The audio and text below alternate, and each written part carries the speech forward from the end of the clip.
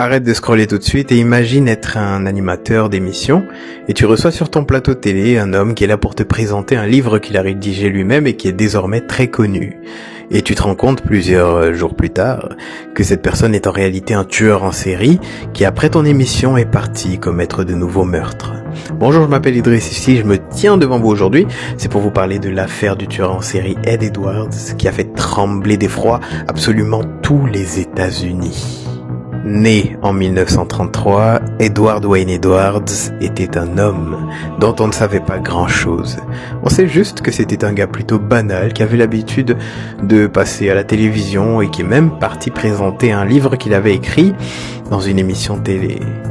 Mais le truc qu'on savait pas, c'est qu'il tuait des gens. Et il a tué au moins 5 personnes entre 1977 et 1996.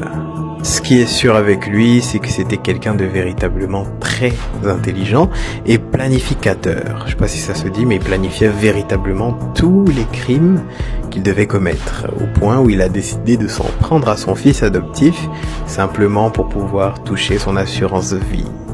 Il a donc fini par se faire choper en 2009, tout simplement parce que son ADN a été retrouvé sur le corps de différentes victimes. Et lors des analyses, ça a matché. Il a donc été condamné à la peine de mort, mais il est finalement décédé en 2011, juste avant, mais vraiment juste avant son exécution. J'espère que cette petite histoire t'a plu. Si c'est le cas, alors n'hésite pas à t'abonner parce qu'il y en a plein à venir.